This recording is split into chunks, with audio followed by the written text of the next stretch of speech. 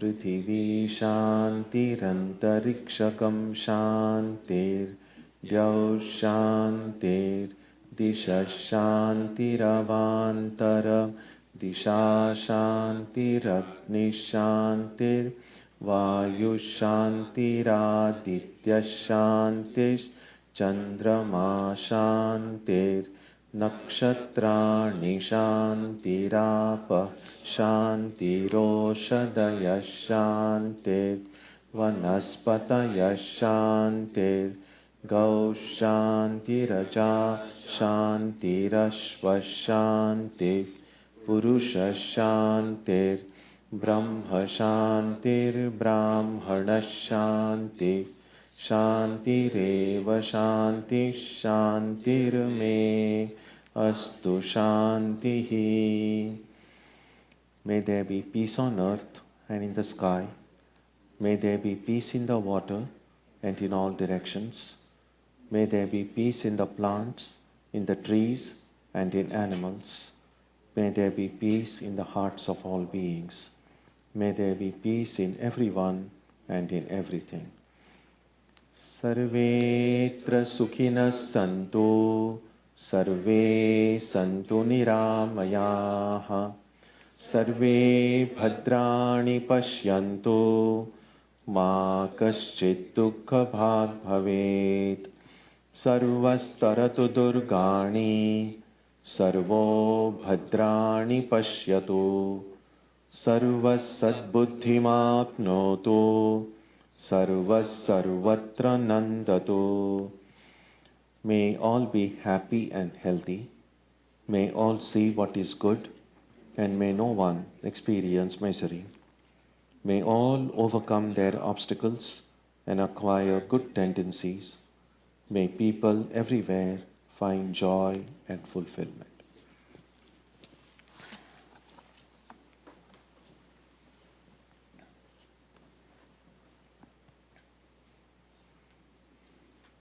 Let us now spend some time touching the center of peace and joy in our hearts. A good way to begin the practice is to withdraw the scattered energies of the mind and bring them to rest on one point. That point can be our own breathing. Let us therefore practice breathing with awareness. As we breathe in, let us visualize that our body and mind are being filled with love, strength, and compassion. And as we breathe out, let us release all the stress, anxiety, and exhaustion in the body and mind. Let us practice this way for a while.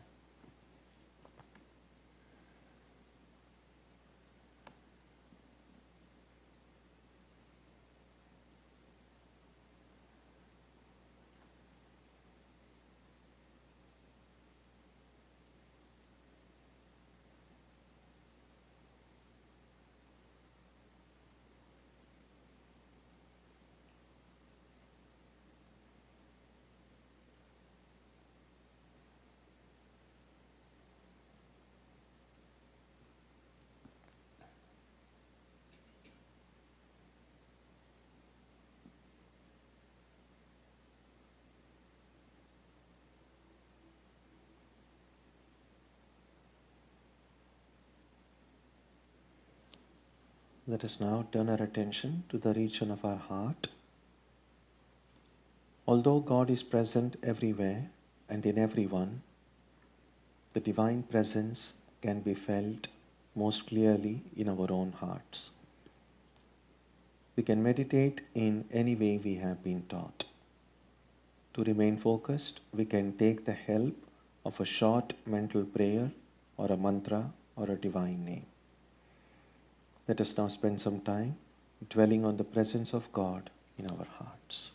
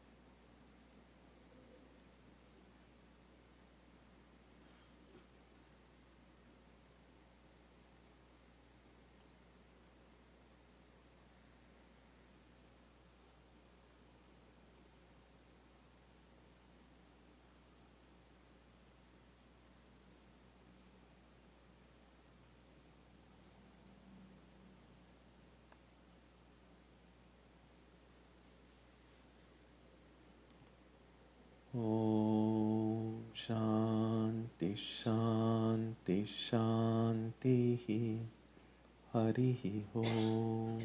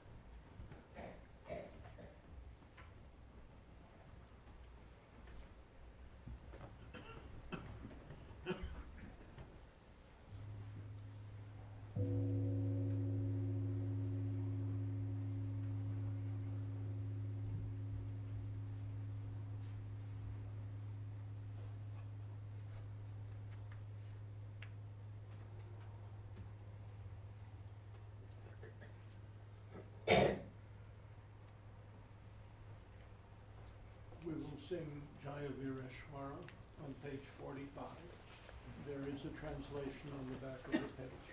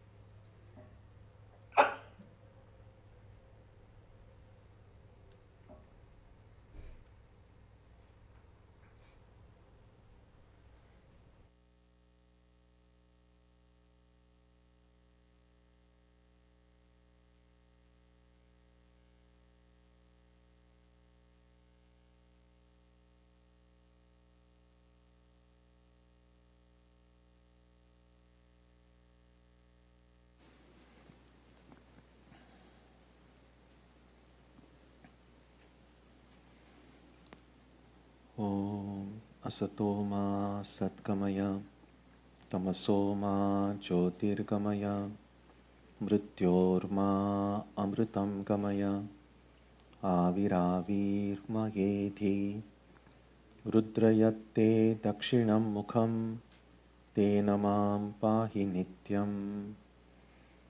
May the Divine lead us from the unreal to the real, from darkness to light, from death to immortality. May the Divine Consciousness fill our hearts and protect us. Our topic today is adventure and security. There are these two mutually conflicting forces operating within all of us. One is the desire for adventure, and the other is the desire to be secure, to be safe. The desire for adventure springs from the desire to know, to explore, to push the boundary, so to speak. And all of this requires going a little bit out of our comfort zone, to explore the unknown, to get to know what I had not known before. And this can be potentially stressful, potentially also pain-bearing. And we have seen that in our own lives. Sometimes when we venture forth into an unknown territory, dealing with things we were not familiar with, it's a kind of an adventure. And because we are not in a familiar terrain, it can be stressful. But we also know that it's only when we venture out into something new that breakthroughs are possible.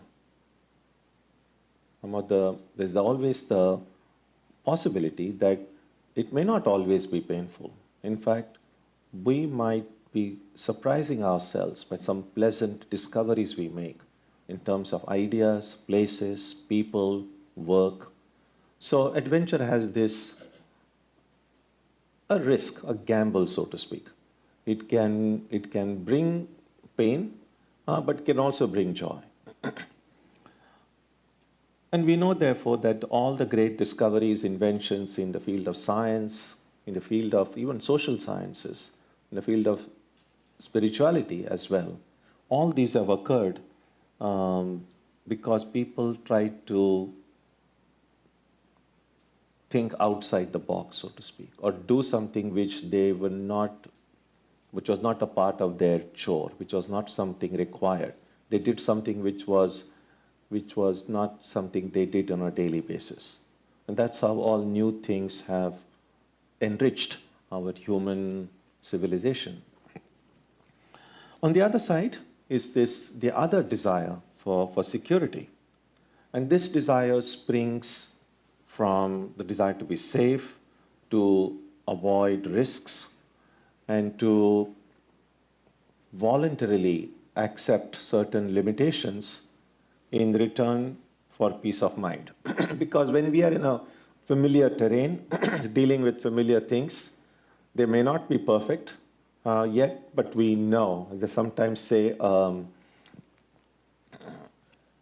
something like a known devil is better than an unknown friend, or something like that. So there is a safety in what is known, even if that what is known may not be perfect. And as I said, we find familiarity, where we find security in things that are familiar to us. And we indulge, or we get into the spirit of adventure when we deal with unfamiliar places, people, things, and ideas. Now, adventure is often associated with youth. Actually, more accurately, a youthful state of mind. And we know that for those of us who are, at least physically, have outgrown the stage of youth, when you look back at some stage in our life, we might find that we were a lot more adventurous than we are now. And security, therefore, often gets associated with later stages in life. Now, this may be partly because the idealism, the dreams, the hopes that we have when we are very young, when we are teenagers, when we are early youth, oftentimes when they come in touch with the harsh, cold realities of life, our dreams seem to fade, at least a little bit. Our dreams get tempered a little bit. We begin to accept that not everything that I hoped for in life will happen. Not every dream will be fulfilled. And so, rather than open ourselves to disappointments, as we grow up, naturally we tend to be more measured in what we want to dream about. We tend to be, it's like almost like a self-censorship. We have control over our hopes, recognizing that some of our hopes may be very unrealistic. And so that may be partly the reason why the spirit of adventure oftentimes may decrease with age.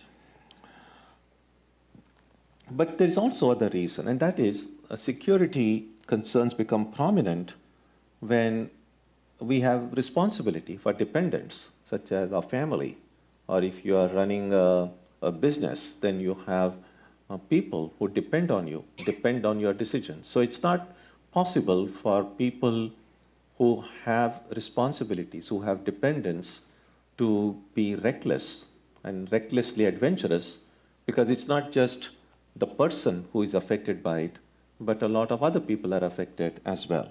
So many of these factors play a role in why our spirit of adventure dims down a little bit and concerns for security grow in our lives.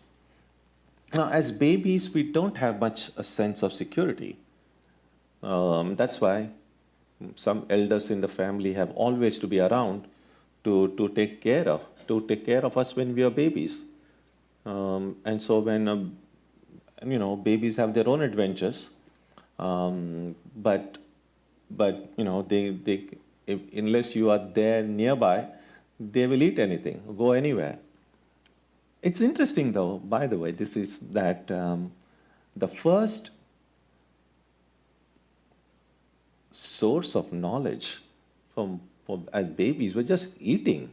Anything you give, just the first thing is, because I don't know why, but no matter what you give, the baby will just first put it in the mouth. So it just seems like something inbuilt in the human evolution, that the best way to get knowledge is to just taste it, put it inside. In fact, there is this one story, I always forget the name of that artist. But this I read some years ago, that there was this one artist who drew cartoons, especially for children's books. And my children loved him. It's a well-known name, but it skips my mind right now. So, and whenever children would write to him, fan mail, so write to him letters, and he would make it a point to try to answer as many of his the letters he got. Then one day he got a letter from the mother of one of the little children whom he had written a letter of thanks, because the child had said, whatever, that I love your drawings and or sketches.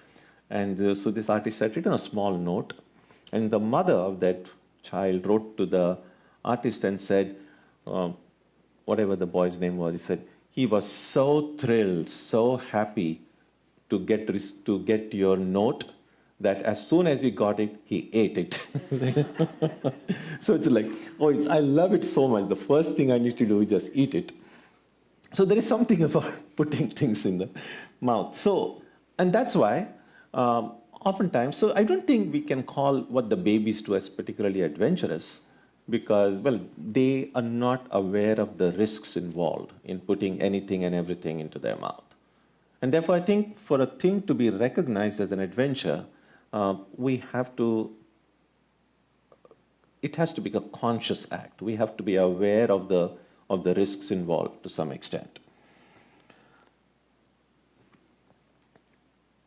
So now think about science.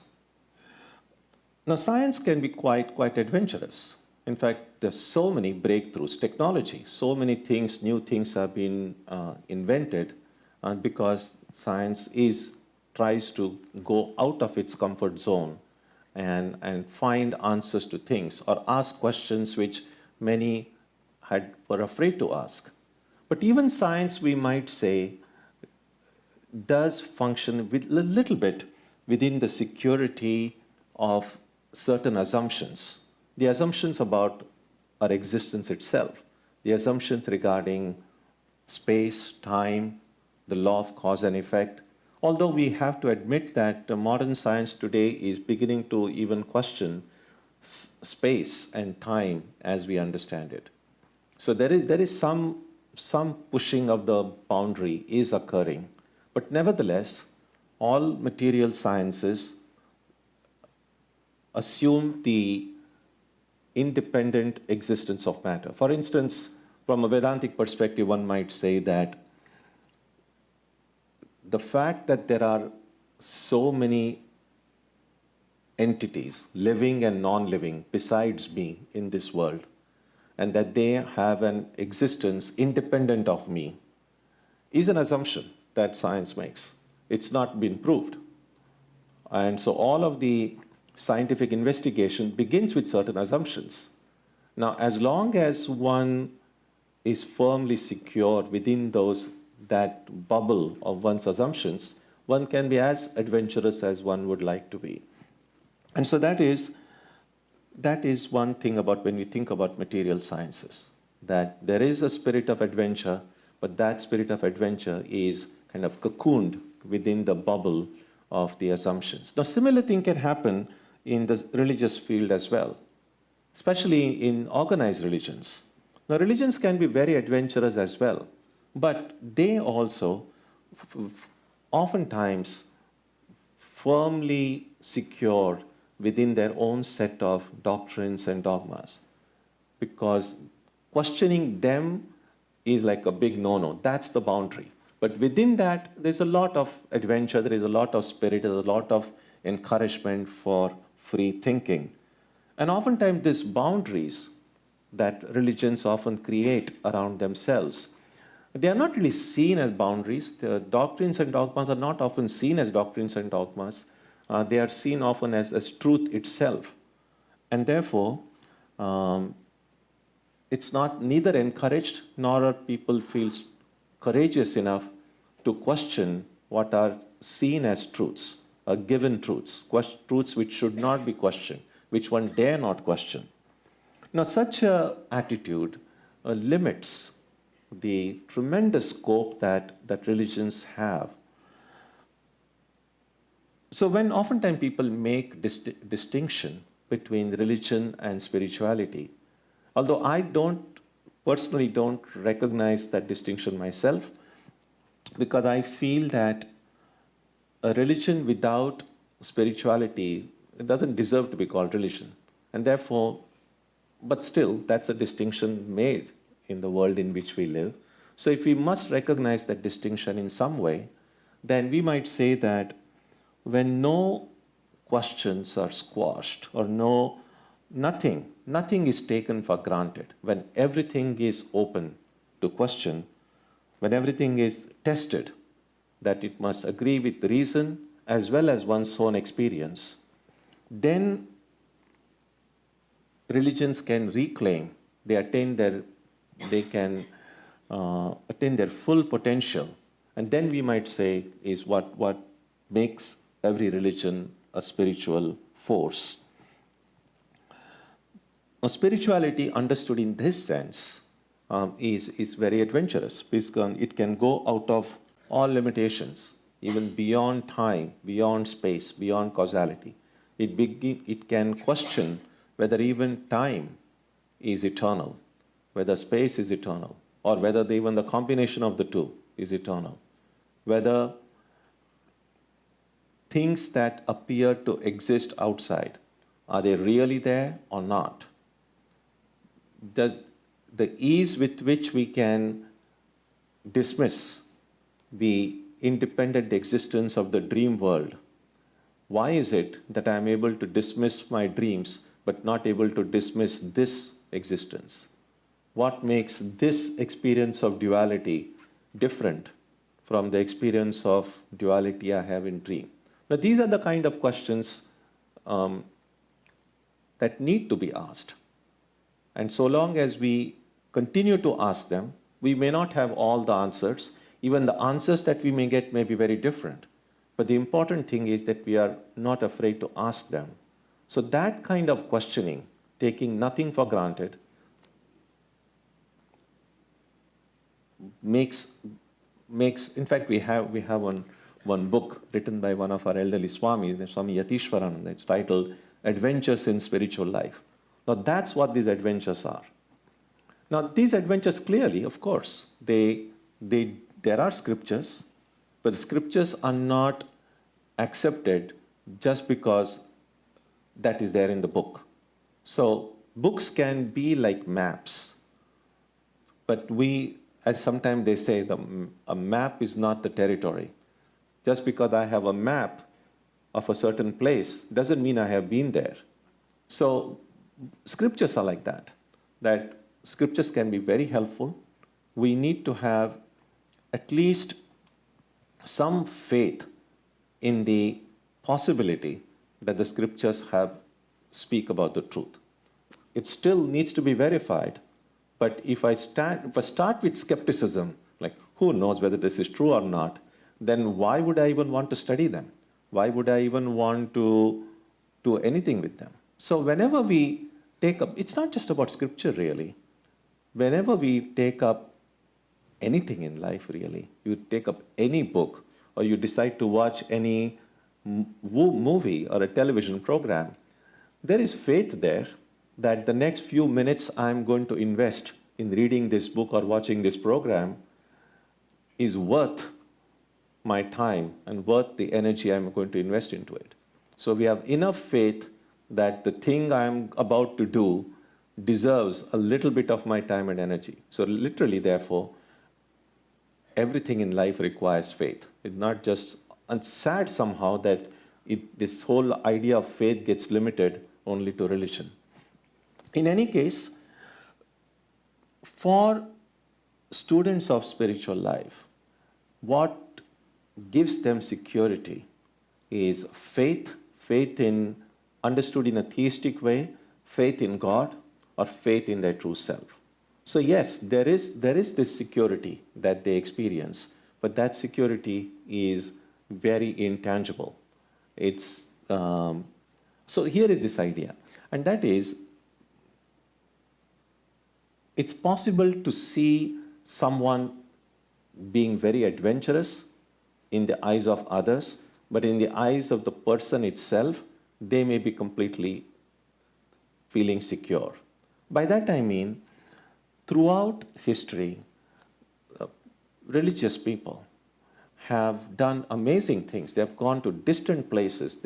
They have Swami Vivekananda, for instance. When he came here more than 100 years ago, most of us here are familiar with his life story. How when he came, it was just literally going into the unknown. He barely had money for his passage. He was coming in a land where to participate in an event for which he wasn't even registered. No one knew him. So we know all the challenges and difficulties he had. Now that might seem to be, well, that was quite an adventurous thing for him to do. If you read what Vivekananda himself said about it, it doesn't seem to be that much of an adventure. Swami Vivekananda said, he said, throughout my stay in the West, he said, I always felt that the Divine Mother was holding me by the hand. Well, then he was completely safe. Externally, it did appear to be a very great adventure into the unknown. Internally, he was completely secure. So it works both ways, how it is seen outside and how the person feels inside.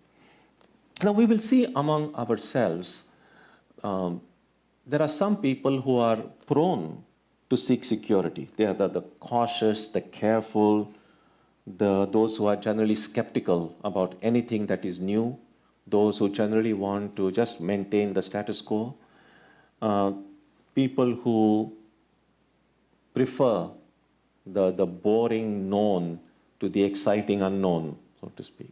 So there are always people whose tendency is to be very cautious. And then there are others who, by temperament, they seek adventure. They are the carefree, the curious, the impatient. They say, I want something new. And most of us, though, it'll be very difficult to find, although there are people who are like ultra cautious or ultra adventurous, but most of us fall somewhere in the middle. That there are things we are adventurous about, but there are things we would like to be cautious about as well. So this is one of the things that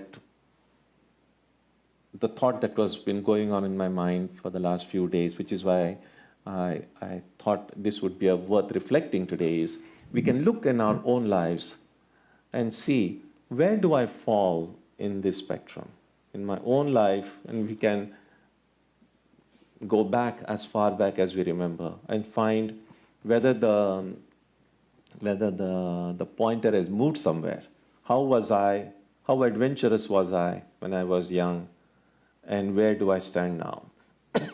What are the kind of changes that have occurred? So when we speak about self-introspection, self-examination, this is one of the ways we could do it, about how the arc of my life has changed, or whether it has changed from the seeking of adventure and then seeking of safety and seeking of security. Sometimes in life we will see that we kind of just go back and forth between the two. We're just lurching from one. So there are times when we want to try out new things, whether it's you're trying to cook a new dish, or eat something that you have never eaten before, or go to a place you had never been to before, or meet people you had never met before, or do some work, activity you had never done before. And sometimes it can be very rewarding, but if, God forbid, any of these adventurous things we did turned out to be disastrous in some way, or brought us pain in some way, then we step back and say, oh, no more, I'm not going to do. And then we'll find for some time, we just want to be very safe, not try anything new. And then sometimes when we just get bored by the chores of daily life, then we again gather enough courage to try something new. And because these two tendencies are always within us, many of us are not really able to figure out how to balance these two. So should my life be just kind of going from one end to the other? Try something adventurous as long as everything goes well. When things go bad, again, go back to being very safe. And then when you get bored, go out again. So we have to find a kind of an ideal way to deal with these things. Swami Vivekananda once said, "This I have seen in life. He who is overcautious about himself falls into dangers at every step. He who is afraid of losing honor and respect gets only disgrace. He who is always afraid of loss always loses." This he wrote in a letter to Swami Brahmananda. The letter was in Bengali, but this is what he said. So we can therefore think about two kinds of adventures. One would be a kind of a reckless adventure, which means just kind of just go and breaking all boundaries just for the sake of breaking them, or ignoring precautions just because we want to ignore them. Now, this can be highly risky, of course. I sometimes like to think about these two. So one is this reckless adventure, and the other is kind of a gentle adventure.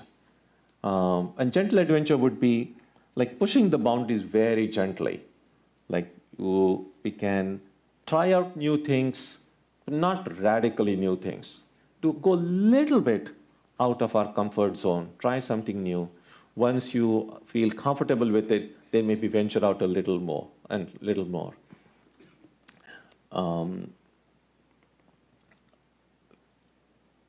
I was reminded of a joke which is completely unconnected with this. So now that I'm reminded of it, let me just mention it. So this story is about in the old Soviet Union. The story was about a lot of people were just leaving because the internal situation wasn't very happy for many people, and so they were escaping for freedom.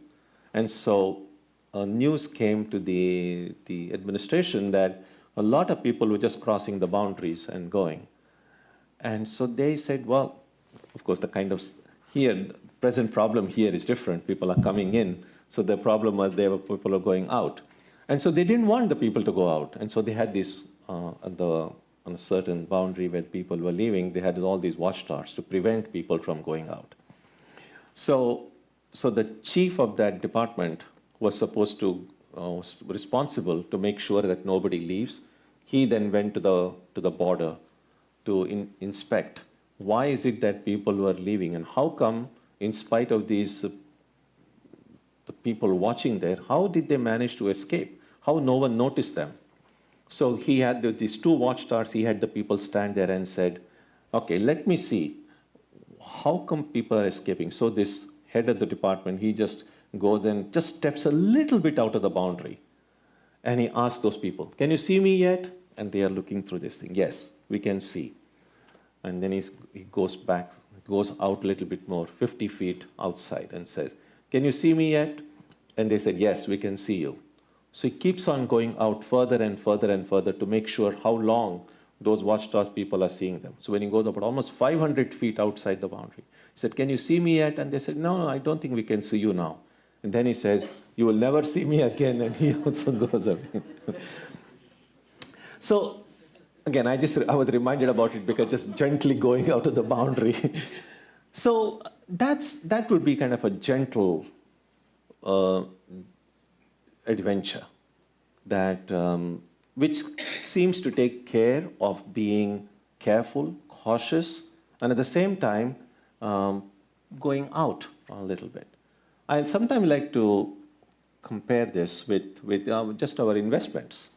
So a reckless, adventurous spirit would be like some of these high-risk investments, which there's a great one can completely think outside the box, go completely outside, far outside one's comfort zone, and maybe discover something remarkably great, make some breakthrough discovery, which will be helpful to the person and also to a larger thing. So there is always the possibility of very high returns with high risk investment, but also there is the risk, well, high risk, that one might lose what one has.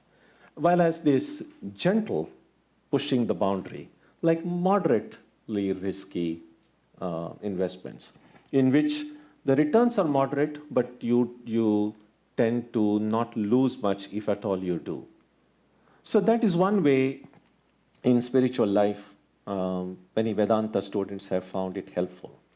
That yes, we must question everything, but in order to, if we don't feel strong enough, then it's just to see where our boundaries are and to push them a little bit, go a little bit out of our comfort zone. And that way we can expand the zone in which we feel comfortable.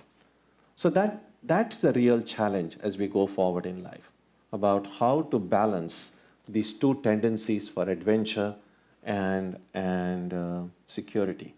So this was the general thought in my mind about security. And one final thing in summary is this: that when spiritual life becomes real for us, when God, the reality of God, becomes more prominent in our lives, then we feel so safe, we feel so secure that what we do, what we think might seem adventurous in the eyes of other people, but it may not be so in our own eyes. And so here is this another question that when we think about adventure and security, we can ask ourselves as students of Vedanta would be, where do I find my security? In what are the things that make me feel secure? And clearly, some of the most obvious answers are, well, I can feel secure in the company of my friends, with my family, with the people I see as my own. But as spiritual seekers, I think we can also find security in something more than just this support system that we have in the social field. And that would be then, if I remember that God is always there, if I remember that my spiritual ideal is always present, if I remember that the spirit, the Atman, unborn and undying, is always there, then that can be the greatest source of security for me. And because God is always present, because the Atman is always present, and nothing is more secure than this infinite reality, either whichever way we see it, within us or outside us.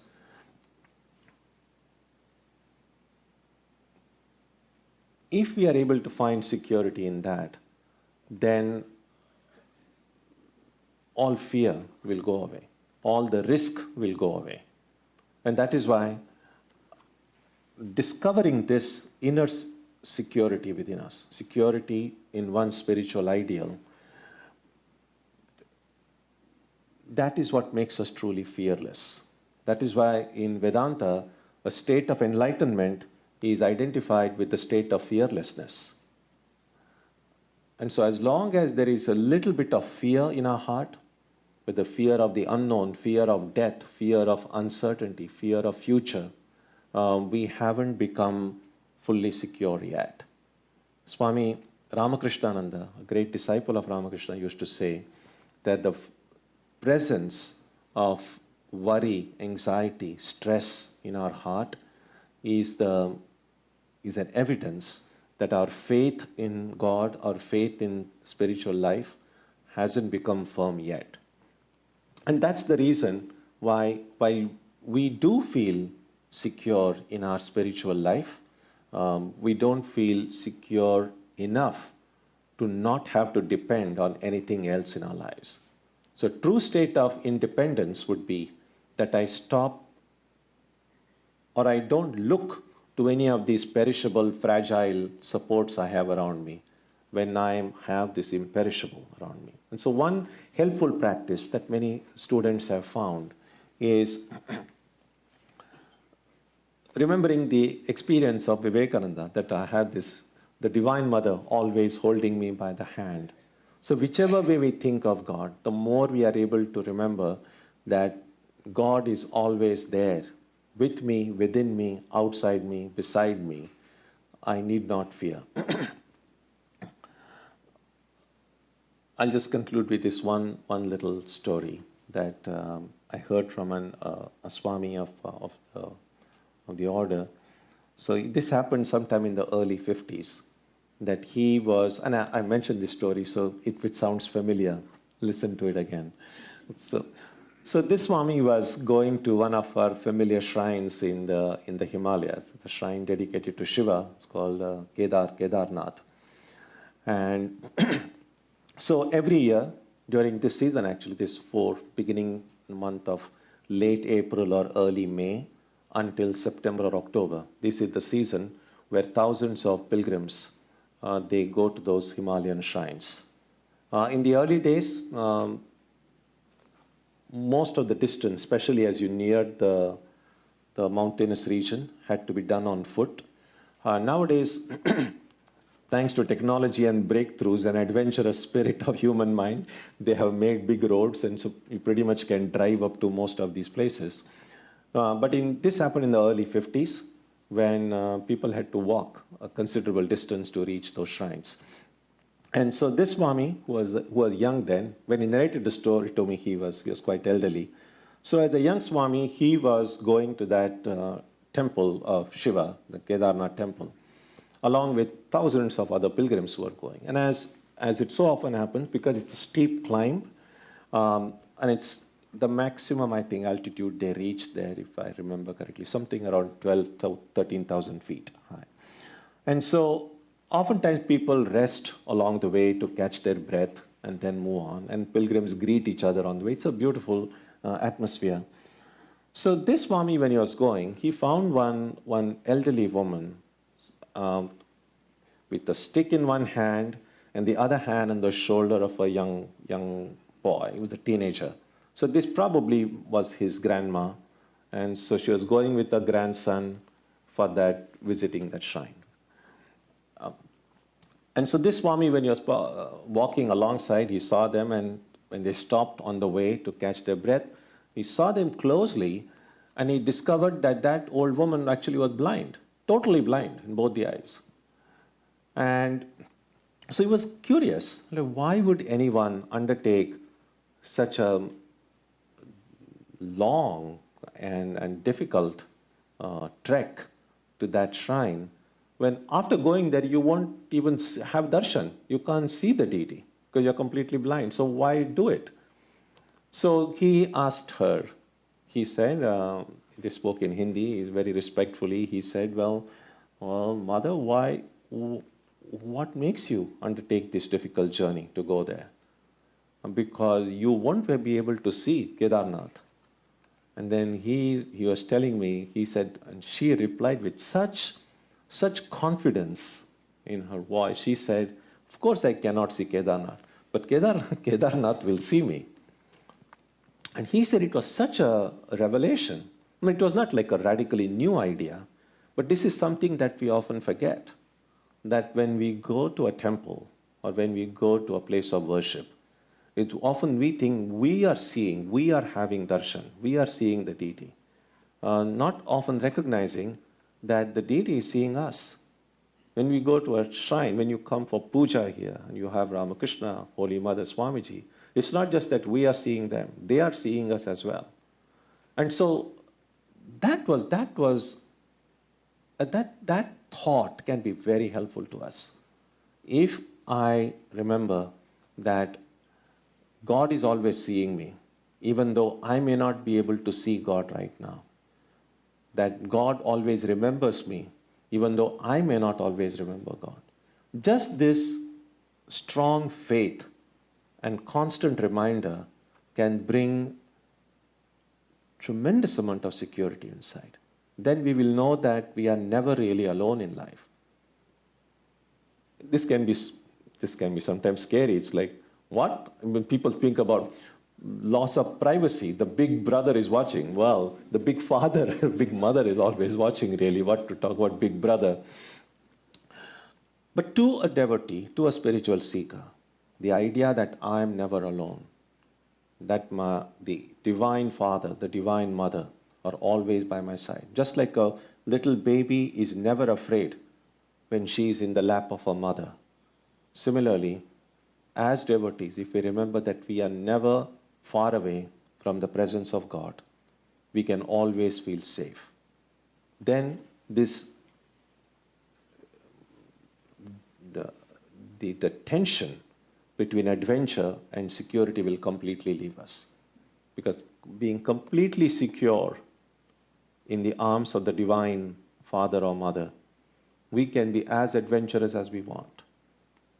We can try anything, but in order for us to be able to do that, this little I who wants to protect itself has to be completely surrendered at the feet of the divine I.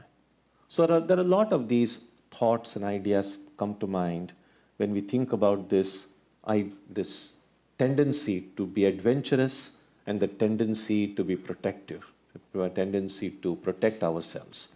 So I would encourage everyone to, to weigh some of these ideas and see what they mean in our life's journey so far and what I need to do going forward in my life. What place does security play in my life? And what role do adventures play in my life? There's a lot to reflect on. Om Jananim Saradam Devim Ramakrishnam Jagadgurum Padapadme Tayo Shritva Pranamami Muhur Muhu.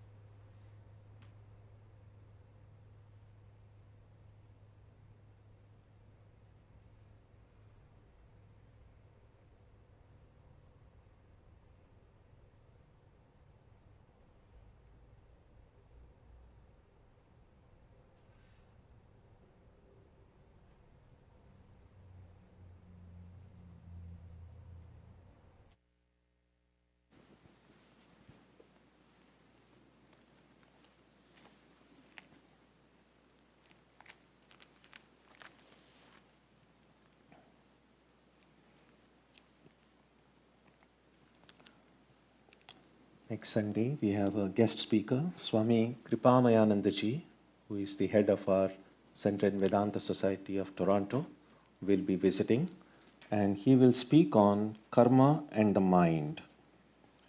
On Wednesday, we will continue with the study of the Upanishad, and on Tuesday and Saturday, our meditation will also continue as usual. Let's conclude with a prayer now.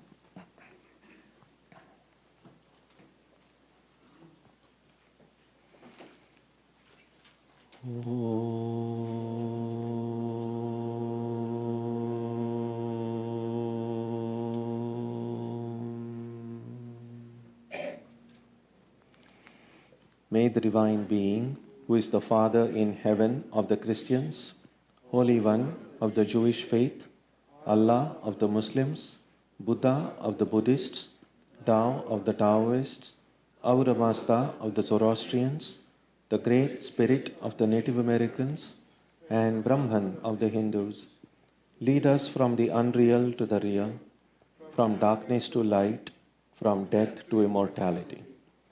May we be granted strength, freedom, and clear understanding. May we learn to see God in our own hearts and in everyone around us.